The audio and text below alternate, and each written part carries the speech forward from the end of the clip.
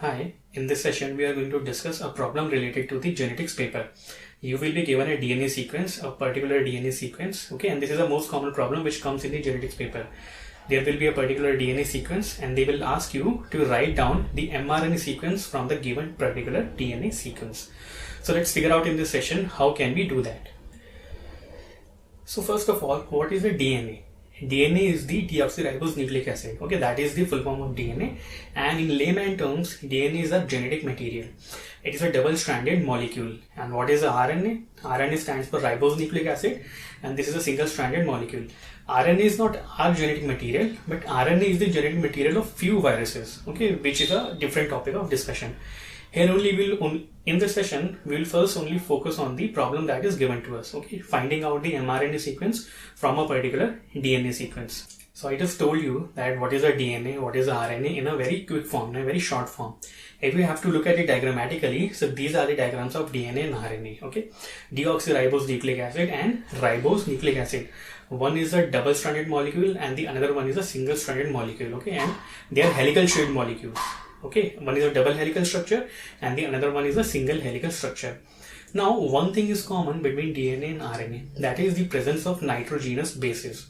Okay, and there are 4 types of bases present in each one of them. That is the adenine, guanine, cytosine, and the fourth one can be thymine or it can be uracil. It depends on what we are talking about. If we are talking about the DNA, then we have adenine, guanine, cytosine, and thymine. If we are talking about the RNA, then we have adenine, guanine, cytosine, and uracil. Okay, so that is the first and the most common difference between a DNA and a RNA molecule. Okay, DNA is double-stranded, RNA is single-stranded. DNA has deoxyribose sugar. RNA has ribose sugar.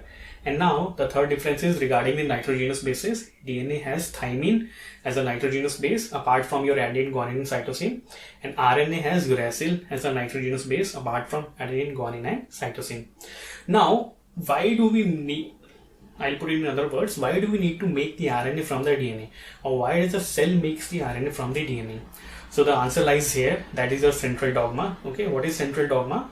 That for every living molecule, for every living cell, the DNA always replicates or transcribes to form the RNA, and then RNA translates, or we can say translation happens, and with the help of your mRNA molecule, your ribosomal RNA molecule, and your transfer tRNA molecule, these 3 types of RNA, they work together and they help in the formation of proteins. So what happens is, if I have to again recall the central dogma, your DNA transcribes to form the RNA and your RNA translates to form the proteins molecule. And we know proteins are important because they are the building blocks of our body. Okay, so that is why this is what central dogma is, and that is why an RNA must be formed from the DNA molecule, because DNA cannot directly form the proteins from its strands. Okay, DNA cannot come out of the nucleus to form the proteins. DNA always transcribes to form the RNA. RNA comes out of the nucleus into the cytoplasm, and in the cytoplasm, the proteins are formed from the RNA molecule. And that is how this cycle keeps on continuing. And this is what we call the central dogma. And that is why RNA molecule is formed from the DNA molecule. I hope that point is clear. Now coming back to our question, that from a given particular sequence, how can we, from a particular DNA sequence, how can we form a strand of RNA, or how in nature RNA is formed from a DNA molecule? So DNA has 4 bases, as I told you, your adenine, guanine, cytosine, and thymine. And DNA is a double helical structure. It means there are 2 strands, and these 2 strands should always be bonded to each other to make a DNA double-stranded molecule. And how that bonding happens? With the help of hydrogen bonds. Okay, your adenine always bonds with the thymine, and your guanine always bonds with the cytosine. Okay, just keep this thing in mind, AT and GC. Adenine is going to bond with the thymine and cytosine is going to bond with the guanine. The only difference is adenine is going to form 2 bonds with thymine and cytosine is going to form 3 bonds with guanine, or vice versa. Thymine is going to form 2 bonds with adenine and guanine is going to form 3 bonds with the cytosine. Okay, so AT, GC, 2 bonds, 3 bonds. And what kinds of bond are these? If you look up the chemical nature, these are your hydrogen bonds. Okay, so the 2 strands of the DNA are held together with the help of hydrogen bonds, and these bonds are formed between the nitrogenous bases, that is your adenine, guanine, cytosine, and thymine. So Now if you look at the structure, if you know, we have on one side we have adenine, so on the other side we will definitely have thymine to bond with the adenine, and that is how a complementary sequence is formed. Okay, adenine is going to bond with the thymine, guanine is going to bond with the cytosine, or if you have guanine here, or let's say if you have cytosine here, it's going to form a bond with the guanine. If you have thymine here, it's going to form a bond with the adenine. Okay, so that is how the complementary bonds are formed between the nitrogenous bases, and the two DNA molecules are, the two DNA strands are struck together to form a single DNA double-stranded molecule.